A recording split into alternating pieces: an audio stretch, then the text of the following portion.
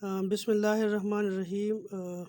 In today's lecture, we will solve an example 6-2. In 6-2, we are given that 480 volts, 60 hertz, and 50 horsepower three-phase induction motor is drawing 60 ampere of current at a lagging power factor of 0.85. The stator copper losses are 2 kilowatt. The rotor copper losses are 100 watt, 700 watt. The friction and windage losses are 600 watt. The core losses are 1800 watt and the stray losses are negligible. We have to find the air gap power, the power converted, and the output power, and also the efficiency of the motor. So first of all, we have to write all the given data, and then we have to solve the find out the required. So first of all, we have to write all the given data.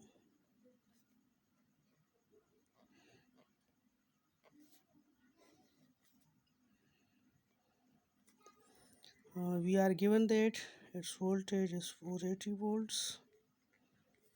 It is operating on 60 hertz frequency. Its power is 50 horsepower. It is a three-phase induction motor and it is drawing 60 ampere of current with a power factor of 0.85 lagging. The stator copper losses, the power losses is stator copper loss is 2 kilowatt.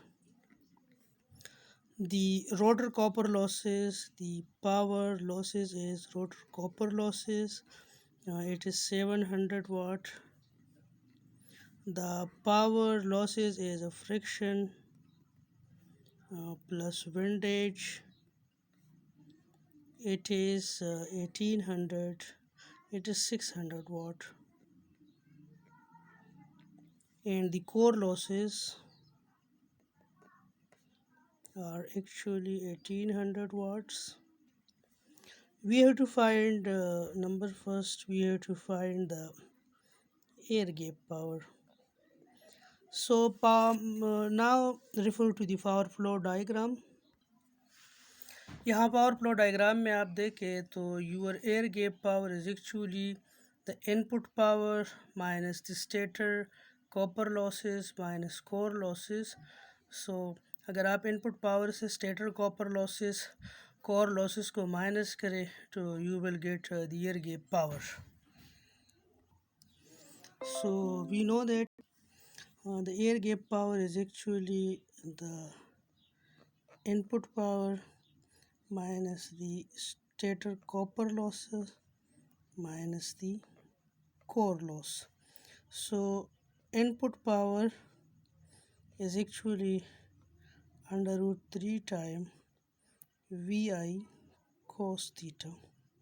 So it is under root 3 times 480, current is 60 ampere, power factor is 0.85.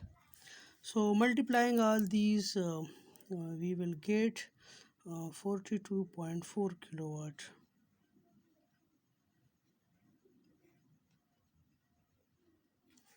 So this is actually the input power.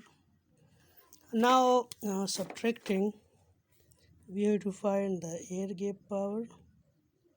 So the air gap power is the input power which is 42.4 kilowatt